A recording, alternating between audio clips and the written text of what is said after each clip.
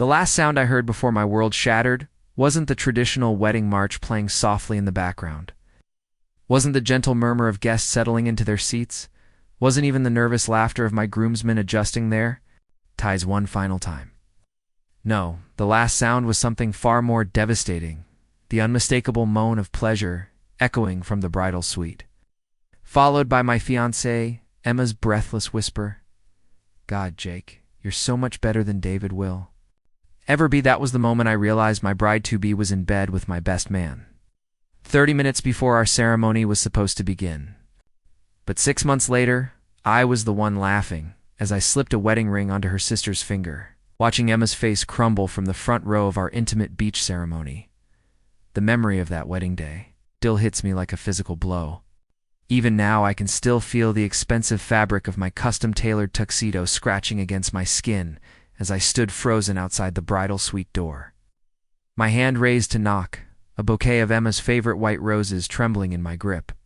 I'd wanted to surprise her, to steal a private moment before we walked down the aisle together. Instead, I got a front-row seat to the destruction of everything I thought I knew about my life. The door wasn't even fully closed. Through the gap, I could see Jake's broad shoulders, the same shoulders I'd clapped in congratulation when he'd agreed to be my best man. His marine tattoos were stark against his tanned skin as he moved rhythmically above Emma. Wedding dress, the dress I'd paid $8,000 for. The dress she'd spent months agonizing over, the dress that was supposed to be saved. For our first dance, bunched up around her waist like discarded tissue paper. "Tell me you love me," Emma gasped, her perfectly manicured nails digging into Jake's back, leaving red crescents that would probably still be visible when he stood beside me at the altar. If there was still going to be an altar, if there was still going to be a wedding, "You know I do," Jake replied, his voice thick with an emotion I'd never heard him use when talking about the string of women he usually cycled through. "I've loved you since David introduced us 3 years ago. I should have fought for you then. 3 years. I've been doing this for 3 years, while I planned our future, while I saved for the ring, while I practiced my vows in the mirror. Every morning, while I trusted them both completely." The roses slipped from my numb fingers, scattering across the marble floor of the resort hallway like drops of blood. The soft thud of petals hitting stone seemed to echo like thunder in my ears. I wanted to rage, to burst through that door and tear them apart with my bare hands. I wanted to scream until my throat was raw. Instead, I found myself backing away, my dress shoes slipping slightly on the polished floor, my breath coming in short. Sharp gasps that tasted like copper and betrayal. I made it exactly 12 steps before my legs gave out. I collapsed onto a velvet bench positioned beneath an ornate mirror, my head in my hands, my perfectly styled hair falling through my fingers. In the reflection, I could see myself, David Martinez, successful architect, devoted fiancé, complete fool. My dark eyes, usually confident and warm, looked hollow and stunned. The boutonniere Jake had pinned to my lapel that morning hung crooked, a small white flower that suddenly looked like a surrender flag. The worst part wasn't even the cheating itself. It was the casual intimacy I'd witnessed, the way Emma had touched Jake like she owned him, like she'd been touching him that way for months, or maybe years. It was the way Jake had whispered her name like a prayer. "Hey," with more reverence than I'd ever heard in his voice during our 15 years of friendship. It was the realization that while I'd been building what I thought was the foundation of our life together, they'd been building their own secret world right under my nose. My phone buzzed against my chest. A text from my mother, 5 minutes. "Until we seat the family? You must be so excited, mijo. Emma looks absolutely radiant." Radiant. I almost laughed, but it came out as more of a choke. She probably did look radiant, the glow of good sex and the satisfaction of pulling off the perfect deception. I wondered how many of our friends knew. I wondered how many pitying looks I'd been too blind to notice. How many conversations had stopped when I entered a room. How many times people had almost slipped and revealed the truth. Another text, this one from my groomsman Carlos. "Dude, where are you? Jake's looking everywhere. Ceremony starts in 3 minutes. Jake was looking for me. Of course he was. He needed to play his part, needed to stand beside me and hand me the rings when the time came. Needed to smile and clap and give the best man speech he'd probably been rehearsing in his head while he was inside my fiancée. The speech about friendship and loyalty and how lucky I was to find someone like Emma. I forced myself to stand. Smoothing down my jacket, checking my reflection one more time. My face looked like granite, hard, cold, and completely unreadable. Good. I was going to need that mask for what came next. The walk back to the ceremony space felt like a death march. Our wedding was being held at an exclusive resort in Cabo San Lucas, a place Emma had fallen in love with during our engagement trip. 200 guests, most of whom had flown in from across the country. My entire family, her entire family. Friends from college, colleagues from work. The photographer alone had cost more than most people's cars. The flowers, white roses, and baby's breath. Emma's dream combination probably cost more than the average person's monthly rent. I could see the guests through the glass doors leading to the beach, elegant figures in their formal wear standing, and chatting as they waited for the ceremony to begin. My father, distinguished in his navy suit, was probably telling anyone who would listen about how proud he was of his son, the architect. How perfect Emma was for me, how beautiful their future grandchildren would be. Emma's parents, who had become like second parents to me over the past 4 years, were likely beaming with joy at their daughter's perfect day. Perfect. The word tasted like ash in my mouth as I approached the bridal party staging area. I could see Jake pacing frantically, his face flushed and slightly sweaty. When he spotted me, relief flooded his features in a way that made my stomach turn. "Jesus, David, where the hell have you been?" he said, jogging over to me. "Emma's having a minor panic attack about her dress, and the photographer wants to get some pre-ceremony shots. And your mom is asking if we should start seating people." And I studied his face as he rambled, looking for any sign of guilt. Any crack in his performance? There was nothing. He looked exactly like what he was supposed to be, my worried best friend, concerned about my wedding day stress. If I hadn't seen what I'd seen, if I hadn't heard what I'd heard, I would have been grateful for his concern. "I'm fine," I said, my voice surprisingly steady. Just needed a moment to collect myself. Jake's expression softened, and he clapped me on the shoulder, the same shoulder Emma had been gripping 20 minutes earlier. "Hey, it's normal to be nervous, man. You're about to marry the woman of your dreams. In a few hours, you'll be laughing about these pre-wedding jitters." Woman of my dreams. I wondered if he knew how ironic those words were, if he realized that the woman of his dreams was about to walk down the aisle toward another man. Or maybe that was part of the thrill for both of them, the ultimate betrayal, the perfect crime. The betrayal hadn't started that morning, as I stood there listening to Jake's reassurances. My mind began replaying the past 4 years with brutal clarity, seeing patterns I'd been too trusting to notice before. Emma's late nights at work, Jake's sudden availability whenever I was out of town, the way they'd started finishing each other's sentences at dinner parties. Every memory was now poisoned. Every innocent interaction recontextualized as evidence of their deception. It had begun so innocently. I'd met Emma at a gallery opening in downtown Phoenix where I'd been showcasing some of my architectural photography. She was wearing a red dress that hugged her curves perfectly, her dark hair cascading over one shoulder as she studied one of my building portraits with genuine interest. When she turned to ask me about the inspiration behind the shot, her green eyes were bright with curiosity, and I was immediately captivated. "You really captured the soul of the building," she'd said, tilting her head thoughtfully. "Most people just see concrete and steel, but you made it look alive." I'd introduced myself, and she'd smiled that devastating smile that would haunt me for years. Emma Rodriguez, marketing executive for a luxury hotel chain.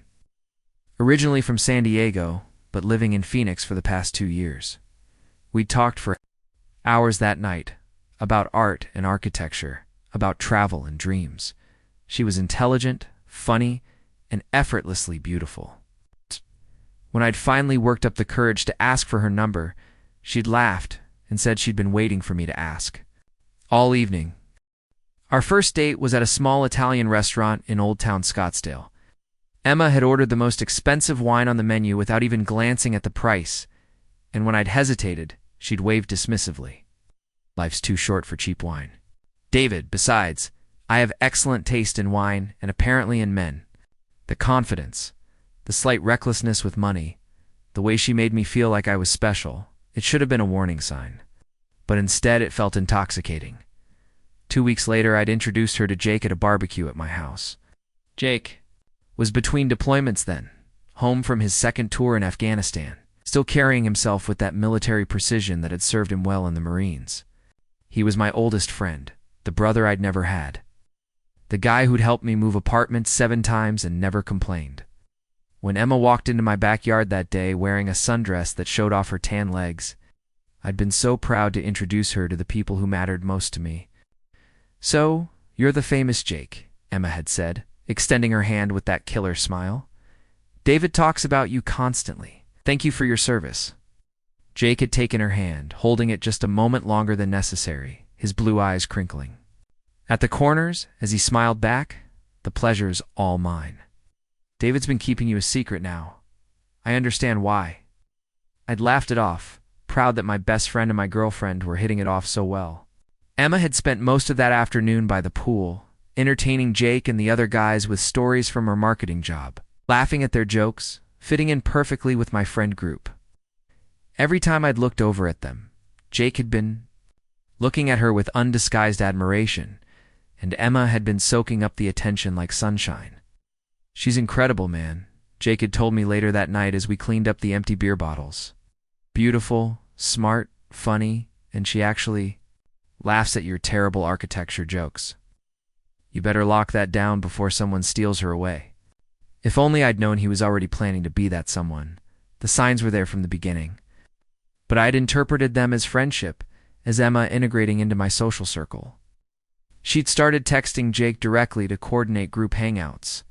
She'd remember details about his work schedule, his favorite foods, his birthday. When Jake was deployed, she'd suggest we send him care packages. And she'd spend hours carefully selecting items she thought he'd enjoy. "He's risking his life for our freedom," she'd say, wrapping homemade cookies with care, "at the least we can. Do is make sure he knows people back home are thinking about him." I'd fallen in love with her compassion, her thoughtfulness toward my friends. I'd seen it as evidence of her kind heart, her ability to care deeply about the people who mattered to me. Now I realized she'd been using those care packages as an excuse to maintain constant contact with Jake, to build an emotional connection that would survive his deployments and eventually bloom into something much more dangerous. The real escalation had started 18 months ago when Jake returned from his final deployment with the Marines. He'd been different, quieter, more intense, carrying invisible wounds that he refused to discuss. Emma had immediately appointed herself his unofficial therapist, insisting we include him in everything, making sure he never felt isolated or forgotten. "He needs us right now," she'd told me one evening after Jake had left our apartment looking particularly haunted. "Transitioning back to civilian life is hard. We have to be there for him." So we were. Emma would cook elaborate dinners when Jake came over, remembering exactly how he liked his steak, which beer he preferred, what movies made him laugh. She'd sit beside him on the couch during movie nights, close enough that their thighs touched, her hand sometimes resting on his arm when she laughed at his jokes. When I'd work late at the architecture firm, she'd invite Jake over for dinner anyway, claiming she'd already bought groceries and didn't want them to go to waste. "We had such a nice time," she'd tell me afterward. Jake helped me with the dishes, and we watched that documentary about military history he's been wanting to see. He's really opening up about his time overseas. I'd been grateful that my girlfriend and best friend were developing such a strong friendship. Emma had a way of drawing people out, of making them feel heard and understood. If she could help Jake process his military experiences, if she could provide the emotional support he needed, then I was all for it. I'd trusted them both completely. The gym sessions had started 6 months ago. Emma had decided she wanted to get serious about fitness. And Jake, with his military training, was the obvious choice to help her develop a workout routine. They'd started meeting 3 times a week at the upscale gym near Emma's apartment, early morning sessions before work that fit perfectly into both their schedules. "Jake is such a good trainer," Emma would tell me, coming home flushed and energetic from their workouts. pushes me harder than I'd push myself, but he knows exactly when to back off. I'm already seeing results. Emma's body, always beautiful, became even more toned and sculpted. She'd model her new workout clothes for me. Tight leggings and sports bras that showed off her increasingly defined abs and arms. She'd talk excitedly about personal records she'd set, about Jake's pride in her progress, about how much stronger she felt. What I didn't realize was that they weren't just building physical strength during those sessions.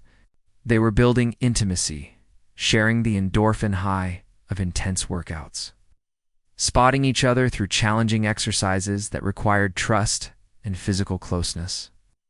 Emma would come home with stories about Jake's encouragement, about how he'd helped her through a particularly difficult set, about the smoothie they'd shared afterward while discussing their goals. "He really believes in me," she'd say, her eyes bright with something I'd mistaken for simple enthusiasm. "He sees potential in me that I didn't even know I had." The business trips had been the final piece of their deception. Emma's marketing job required frequent travel, weekend conferences, and client meetings in cities across the Southwest. Jake, working as a personal trainer while he figured out his post-military career path, had a flexible schedule that made him the perfect person to house sit, to water plants, to check on things while Emma was away. Except Emma wasn't always away when Jake was at her apartment. I'd discovered that 3 weeks ago, quite by accident, when I'd driven by her place to drop off some files she'd forgotten, only to see Jake's truck parked in her driveway and her bedroom lights on when I'd called to ask if everything was okay.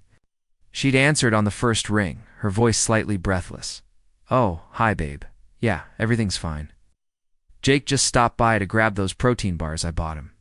You know how he forgets to eat properly?" But Jake's truck had still been there 2 hours later when I'd driven past again, unable to shake the uneasy feeling in my gut. And Emma hadn't answered her phone the second time I'd called. I'd convinced myself I was being paranoid, that my imagination was creating problems where none existed. Emma loved me. Jake was my best friend. They were both important to me, and it made sense that they'd be important to each other. I'd forced myself to ignore the voice in my head that whispered warnings, the instinct that something wasn't right about their relationship.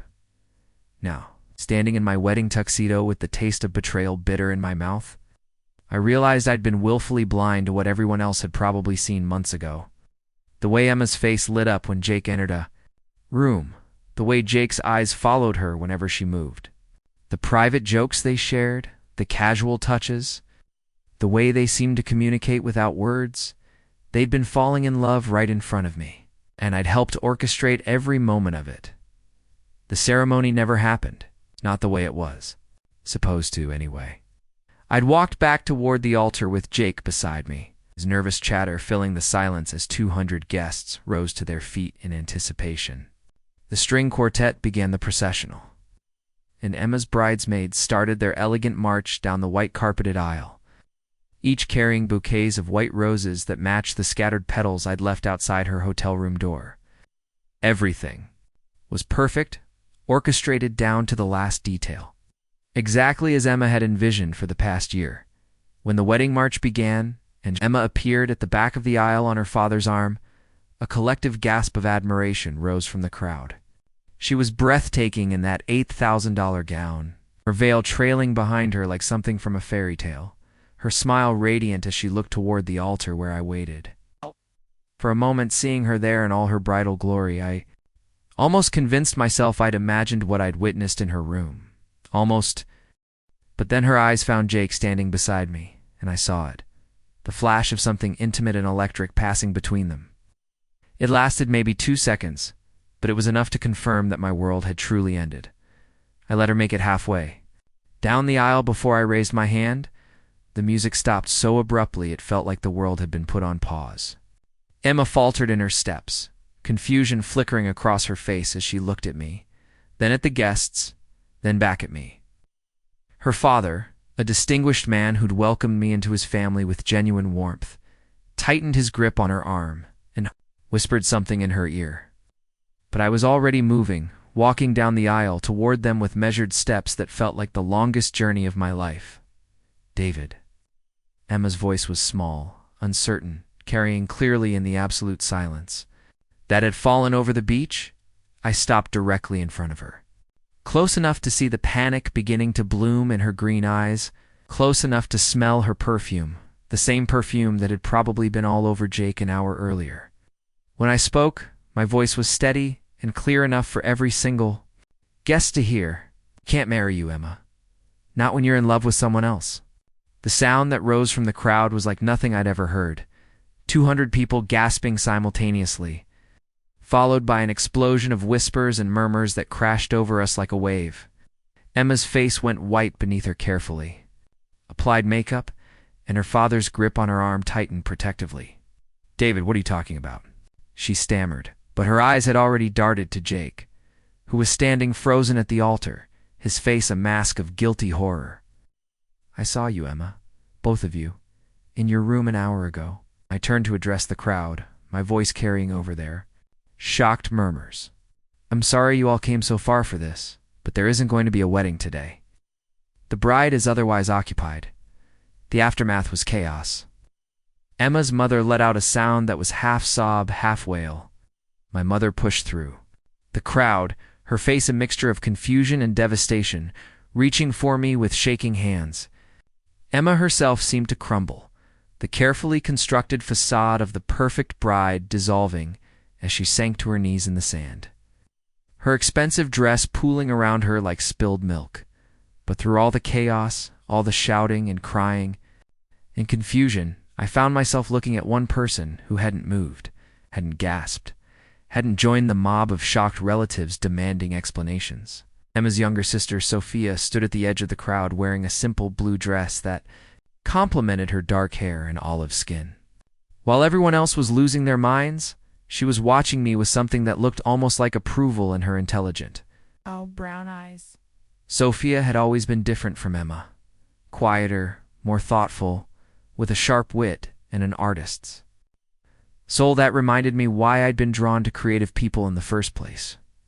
She was a freelance graphic designer, 3 years younger than Emma, and the kind of person who noticed everything but said very little. We'd talked more in the past month during wedding preparations than we had in the previous 4 years combined, and I'd found myself genuinely enjoying her company in a way that felt natural and uncomplicated. She was the one who approached me as the crowd began to disperse, as Emma was helped to her feet by her bridesmaids as Jake disappeared completely, apparently deciding that discretion was the better part of valor. Sophia walked up to me with that same calm composure, her hands clasped in front of her, and spoke in a voice only I could hear. "You did the right thing," she said simply. "I was wondering when you'd figure it out." The words hit me like a physical blow, you knew? Sophia's expression was sad but not surprised. "I've known for months. I tried to tell Emma she was making a mistake, but she wouldn't listen. She said she loved you both but couldn't choose, so she was going to marry you and keep Jake on the side." She paused, studying my face. "I'm sorry, David. You deserved better than this." The confirmation that someone else had known, Emma's betrayal had been an open secret at least within her own family, should have been devastating. Instead, I felt something unexpected relief that I wasn't crazy, that my instincts had been right, that someone else had seen what I'd been too blind to notice. "Why didn't you say anything?" I asked. Sophia looked back toward where Emma was, being comforted by a circle of concerned relatives, then back at me. "Would you have believed me? Or would you have thought I was jealous of my sister's happiness?" She was right, and we both knew it. If Sophia had come to me 6 months ago with accusations about Emma and Jake, I would have dismissed her concerns as sibling rivalry or misunderstanding. I would have defended Emma's honor and probably damaged my relationship with Sophia in the process. The truth was something I'd had to discover for myself. "What happens now?" I asked, suddenly feeling exhausted by the weight of 200 disappointed guests. Thousands of dollars in wasted wedding expenses, the smoking ruins of what I'd thought was my future. Sophia was quiet for a long moment, watching the controlled chaos around us as families began to collect their things and discuss whether to stay for what had been planned as our reception dinner. Finally, she turned back to me with something that might have been the beginning of a smile. Now you get to figure out who you really are when you're not trying to make Emma happy, she said. And maybe you discover that some of us have been waiting for you to realize you deserve someone who actually sees you. Before I could process what she meant by that, Sophia was gone, walking away across the sand with her shoes in her hand, leaving me standing alone in my wedding tuxedo with nothing but questions and the strange, unexpected feeling that maybe this disaster was actually the beginning of something better. The next few hours passed in a blur of damage control and awkward conversations. My parents were devastated but supportive, rallying around me with the fierce protectiveness that had characterized their love my entire life. Emma's parents were mortified, apologizing profusely for their daughter's behavior, while trying to process their own shock and disappointment. The wedding coordinator, a consummate professional, managed the logistics of canceling everything with remarkable efficiency. Though I suspected this story would become legend in her industry, Emma herself had disappeared completely, spirited away by her bridesmaids, 2 parts unknown. Jake, too, had vanished, leaving behind only his groomsman duties and a friendship that would never recover. Part of me wondered if they were together somewhere, finally free to be open about their relationship. Now that the secret was out, the thought should have hurt more than it did. Instead, I found myself thinking about Sophia's words, about the implication that she'd been watching me, seeing something in me that Emma had missed. Sophia, who had always seemed to understand my architectural photography in ways that Emma never had. Sophia, who remembered details about my projects and asked thoughtful questions about my work. Sophia, who had helped coordinate wedding details with quiet efficiency, while Emma focused on the more glamorous aspects of planning. Sophia, who was beautiful in a completely different way than her sister, not the flashy, attention-demanding beauty that Emma wielded like a weapon, but something subtler and more genuine. Sophia had intelligence in her eyes and creativity in her hands, and she'd never made me feel like I needed to be anyone other than exactly who I was.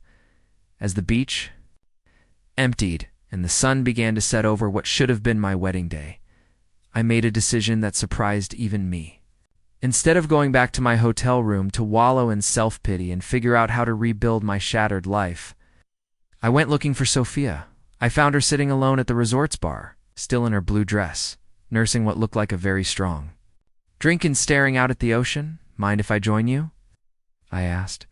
She looked up at me with those knowing brown eyes and gestured to the empty stool beside her. I was wondering if you'd find me here.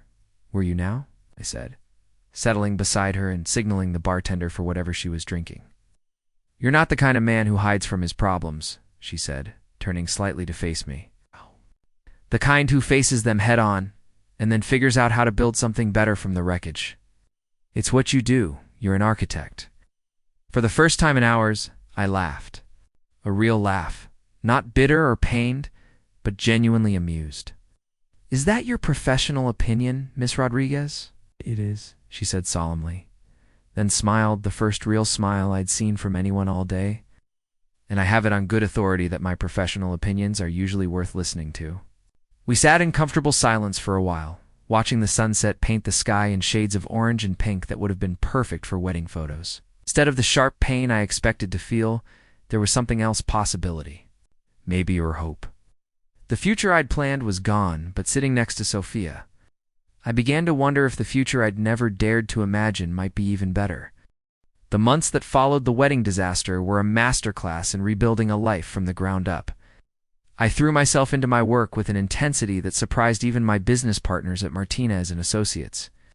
Projects that had been languishing on my desk suddenly received my full attention, and I found myself staying late into the evening, sketching designs and reviewing blueprints with a focus I hadn't possessed in years.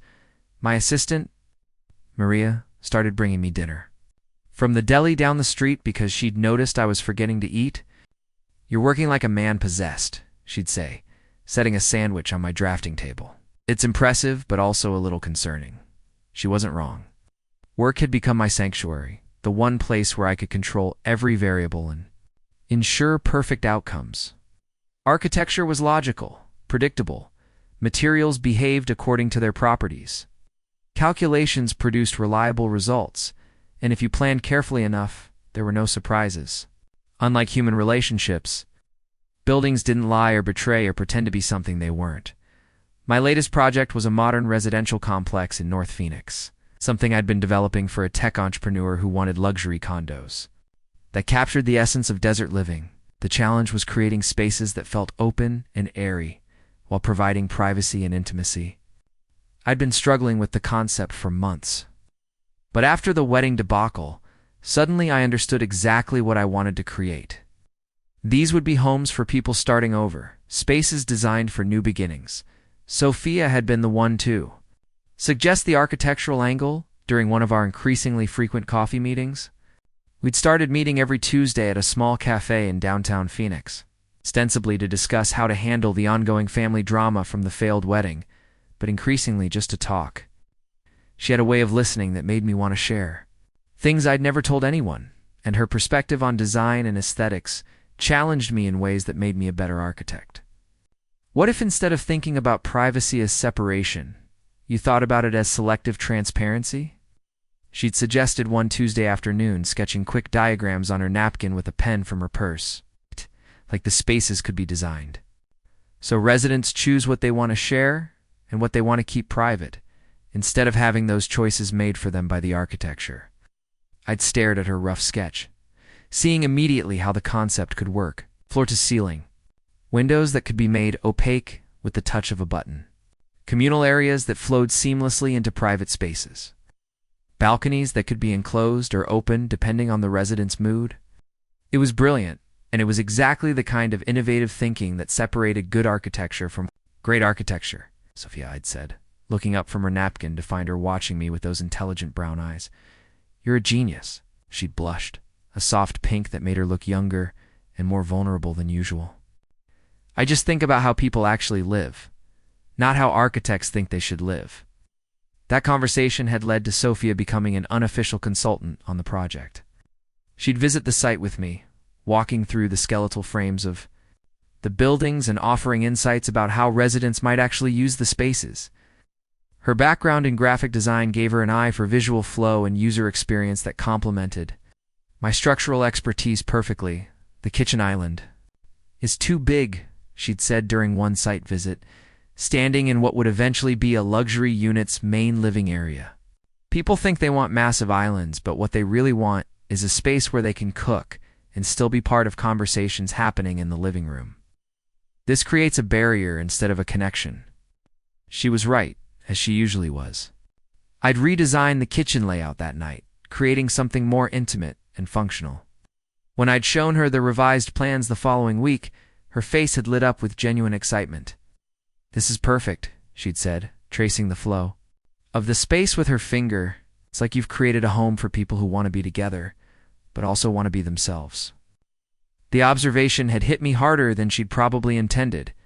Wasn't that what everyone wanted? Relationship where you could be fully yourself while still being part of something larger? I'd certainly never had that with Emma, who'd always seemed to need me to be a slightly different version of myself, more social, more willing to spend money on luxuries, more accepting of her need for constant attention. With Sophia, I never felt like I was performing. Our conversations ranged from architecture to art to travel to books, and she engaged with every topic with the same thoughtful intelligence. She remembered details about my projects that even I sometimes forgot, and she asked questions that pushed me to think more deeply about my work. Why do you always design buildings that face east? She'd asked one afternoon, as we reviewed the plans for a small office building I was working on. I'd paused, realizing I'd never consciously thought about it. Natural light, I guess. People are more productive in the morning when they have access to good light. Or maybe, she'd said with a small smile, you're an optimist who believes every day should start with possibility. These conversations weren't limited to our Tuesday coffee meetings. Sophia had started texting me throughout the week, photos of interesting architectural details she'd noticed around the city, articles about sustainable design, questions about projects she was working on. Her graphic design business was thriving, and she often asked for my opinion on layouts and visual concepts. What do you think about this color palette for the nonprofit's annual report? She'd text, followed by a photo of color swatches arranged on her desk. I'd find myself looking forward to these messages, to the excuse to think about something other than my own work for a few minutes. Sophia had excellent instincts about visual design, but she seemed to value my input anyway. Unlike Emma, who'd always been confident to the point of dismissiveness about her own choices, Sophia was collaborative, interested in different perspectives. The shift in our relationship had been gradual, but unmistakable. What had started as family damage control had evolved into genuine friendship, and lately, something that felt like it might be heading toward something more. Sophia was nothing like Emma. Where Emma was flashy and demanding, Sophia was thoughtful and understated. Where Emma had needed constant validation, Sophia seemed comfortable with herself and her choices. More importantly, Sophia saw me clearly. She noticed when I was tired or stressed, and she'd suggest we skip our coffee meetings so I could rest. She celebrated my professional successes with genuine enthusiasm, and she offered comfort during the difficult moments when I was still processing the betrayal and humiliation of the failed wedding. "You know," she'd said one evening as we walked through the nearly completed residential complex, the Phoenix skyline glittering in the distance, "Emma always talked about you like you were a project she was managing. Your career, your social life, your wardrobe, everything was something she could improve or optimize." I'd stopped walking, struck by the accuracy of the observation. Emma had constantly offered suggestions about how I could be better, more outgoing, more fashion-conscious, more willing to spend money on experiences rather than saving for the future. At the time, I'd interpreted it as her caring about my personal growth. Now I realized it had been her fundamental inability to accept me as I was. "How do you see me?" I'd asked Sophia, genuinely curious about her perspective. She'd been quiet for a long moment, looking out at the city lights. "I see someone who builds things that last," she'd finally said. "Not just buildings, but relationships, experiences, meaning. You're not trying to be impressive or flashy. You're trying to create something real and valuable. That's rare, David." Standing there in the complex I'd designed, listening to Sophia describe me in terms that felt true and flattering without being exaggerated, I'd realized that somewhere along the way, I'd stopped thinking about Emma and Jake entirely. The betrayal that had seemed like the end of the world 6 months earlier had become simply the beginning of a different story. Sophia had been part of that story from the beginning, but I was starting to understand that she might be more than just a supporting character. She might be the person I'd been meant to find all along. Hidden in plain sight, behind her sister's more obvious charms. The question was whether Sophia saw our relationship the same way I was beginning to. Her texts had become more frequent and more personal. Our coffee meetings had stretched into dinner dates that we both pretended weren't dates. She'd started asking my opinion about decisions that had nothing to do with architecture or design. What she should wear to client meetings, whether she should take a vacation. If she thought her new haircut looked good, the haircut question had been the moment. I'd realized something had fundamentally shifted between us. Sophia had cut her long hair into a sleek bob that framed her face beautifully, and when she'd asked for my opinion, she'd been genuinely nervous about my response. "It's beautiful," I'd told her, and meant it. "It suits you perfectly." The relief and pleasure in her smile had made me want to find other ways to make her look that happy. That's when I'd known I was in trouble, the good kind of trouble. The kind that might lead somewhere worth going. But I was also aware that Sophia was Emma's sister, and that pursuing anything romantic with her could complicate an already complex family situation. The failed wedding had created enough drama without adding more fuel to the fire. I needed to be careful, thoughtful, strategic about how I approached whatever was developing between us, which is why I'd started planning something that would either clarify our relationship or resolve it once and for all. Something that would give Sophia the opportunity to decide what she wanted our future to look like. Without pressure or assumption on my part, it was time to find out if the feelings I'd been developing were mutual, or if I was simply projecting. My desire for a new beginning onto the first person who'd shown me genuine kindness after my world had fallen apart. The turning point came during what should have been a routine client meeting.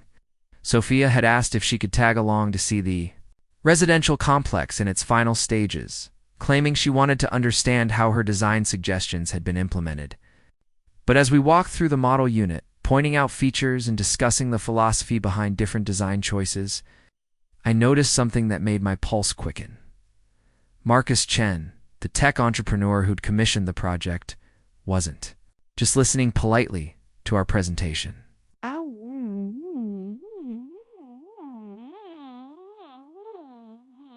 He was watching Sophia with the kind of intense focus that meant business. When she explained her concept about selective transparency in modern living spaces, using her hands to illustrate how residents could control their privacy levels, Marcus leaned forward with genuine interest.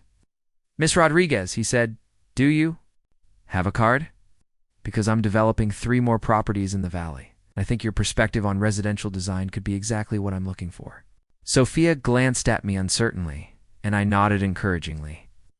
This was huge. Marcus had connections throughout the Southwest development community, and his endorsement could launch Sophia's career into an entirely different stratosphere. "I primarily do graphic design," Sophia said modestly. "But I've been collaborating with David on the user experience aspects of this project." "Collaboration," Marcus repeated, looking between us with a knowing smile. "I can see that. The two of you have created something special here, spaces that actually understand how people want to live. Would you both be interested in discussing a partnership arrangement for my upcoming projects?" After Marcus left with Sophia's contact information and promises to send project details within the week, we found ourselves alone in the empty model unit, both slightly stunned by the unexpected opportunity. The late afternoon sun streamed through the floor-to-ceiling windows, casting geometric patterns across the polished concrete floors.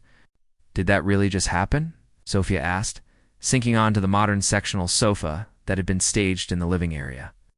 "You just landed your first major architectural consulting contract," I said, settling beside her. "How does it feel?" "Terrifying," she admitted with a laugh, "and exciting. Like maybe I've been underestimating myself for years." I turned to face her fully, studying the way the sunlight caught the highlights in her dark hair, the way her eyes sparkled with excitement and possibility. "Sophia, there's something I need to tell you." Her expression grew serious, and she shifted to face me as well. "Okay." When Emma broke my heart, I thought it was the end of everything I'd planned and worked for. But sitting here with you, seeing you discover this new path for your career, I realized something. I paused, trying to find the right words. Emma breaking my heart was the best thing that ever happened to me, because it led me to you. Sophia's breath caught, and for a moment neither of us spoke. Then she reached out, her fingers intertwining. "With mine, David," she said softly, "I have a confession too. I didn't ask to come here today to see the design implementations. I asked because I wanted to spend time with you and I was running out of excuses." The admission hung between us like a bridge neither of us was sure we should cross. We were, sitting in a space I'd designed, holding hands in the golden light of a phoenix sunset. And suddenly everything felt possible. "What does this mean?" I asked. "For us, for your family, for everything." Sophia was quiet for a long moment, her thumb tracing circles on the back of my hand. "It means Emma made her choice, and now we get to make ours. She chose Jake over family, loyalty over honesty, over everything that should have mattered. Why should we let her choices control our happiness?" Before I could respond, she continued. "David, I've been waiting for you to see me, really see me, for 4 years. Not as Emma's little sister, not as a convenient friend, but as myself. These past few months, working with you, talking with you, watching you rebuild your life. With such grace and strength, I've fallen in love with the man you really are." The words hit me like a revelation and a homecoming all at once. Sophia, ... I love how passionate you get when you talk about sustainable architecture. I love that you remember tiny details about projects from years ago. I love that you actually listen when people talk and that you ask questions that make them think differently about their own ideas. She paused, her cheeks flushing slightly. "I love that you've never once tried to change me or improve me or manage me like I'm some kind of project." I lifted our joined hands to my lips, pressing a gentle kiss to her knuckles. "I love you too, Sophia. I think I have for months, but I was too scared to admit it even to myself. Scared of what? Scared that I was just rebounding from Emma? Scared that you'd think I was using you to get back at your sister. Scared that I was imagining the connection between us because I wanted it so badly to be real. Sophia smiled, the kind of radiant smile that transformed her entire face. David, what we have is nothing like what you had with Emma. This is real. This is choice, not circumstance. This is two people who genuinely like each other, deciding to see what they can build together. The word build hung in the air between us, loaded with meaning for someone whose life was devoted to construction and creation. Sophia understood that about me. She understood that I approached relationships the same way I approached architecture, with careful planning, solid foundations, and attention to every detail that would ensure lasting stability. So what do we build? I asked. Everything, she said simply. We build everything. When I kissed her, it was nothing like kissing Emma had been. There was no performance, no sense that I needed to be anything other than exactly who I was. Sophia kissed me back with a warmth and genuineness that felt like coming home to a place I'd never known I was looking for. We were still sitting there, talking and planning and dreaming about the future, when my phone buzzed with a text message from an unknown number. When I glanced at the screen, I saw it was from Emma. Heard about you and Sophia. I hope you're happy together. You both deserve better than what I gave you. Congratulations on the new project Marcus told everyone at the country club about. Your innovative design approach. You're going to do amazing things together. I showed the message to Sophia, who read it with raised eyebrows. That's surprisingly mature of her, Sophia said. Maybe, I replied. Or maybe she's just relieved that she doesn't have to feel guilty anymore about choosing Jake. Does it matter? Sophia asked, settling more comfortably against my side. We're here, she's there, and we get to decide what comes next. She was right. Emma's opinion, her guilt, her approval or disapproval, none of it mattered anymore. What mattered was the woman in my arms, the partnership we were building, the future we were creating together. 6 months later, Sophia and I were married. In a small ceremony at the Botanical Garden in Phoenix, surrounded by our closest friends and family. Emma and Jake didn't attend, but they sent a beautiful arrangement of white roses with a card that simply said, "Wishing you all the happiness we couldn't give you." Sophia wore a simple ivory dress that complemented her natural beauty without overwhelming it, and I wore a navy suit that she'd helped me choose. The ceremony was officiated by my college roommate, and the reception was held in the courtyard of our first completed project, a mixed-use development that combined residential spaces with Sophia's graphic design studio. As we danced to our first song as husband and wife, Sophia whispered in my ear, "Thank you for seeing me. Thank you for waiting for me to catch up," I whispered back. Today, 3 years later, we run a successful design firm that specializes in residential and commercial spaces that prioritize human connection and authentic living. Sophia's insights about how people actually use spaces have revolutionized my approach to architecture. My structural expertise has given her the foundation to expand her design and concepts into three-dimensional reality. We live in a house designed specifically for us, with walls that can be opened to create flowing spaces for entertaining or closed for intimate moments. It has a studio where Sophia creates her graphic designs and a drafting room where I sketch my architectural concepts. Most evenings, you'll find us in the kitchen, cooking together and planning our next project. Emma and Jake eventually married and moved to Denver, where they seem to have found the happiness that eluded them in their deception.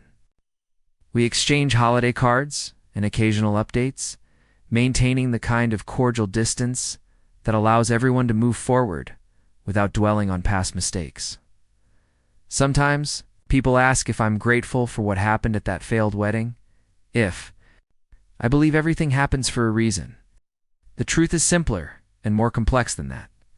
I'm grateful for Sophia, for the life we've built together, for the partnership that challenges and supports us both. Whether that required Emma's betrayal to happen, I'll never know. But I do know that the best revenge isn't getting even. It's building something so beautiful and authentic that the past becomes irrelevant. What started as the worst day of my life became the first day of my real life. And every morning when I wake up next to Sophia, when I see the sun streaming through the windows of the home we designed together, I'm reminded that sometimes the most devastating endings are actually the most necessary beginnings. If you enjoyed this story of betrayal, redemption, and finding love in unexpected places, make sure to subscribe to our channel for more incredible true stories. Have you ever experienced a betrayal that led to something better? Share your story in the comments below. Your experience might inspire our next video. Hit that notification bell so you never miss our latest uploads. And remember, sometimes the worst thing that happens to you is actually the best thing that could have happened. Thanks for watching, and we'll see you in the next one.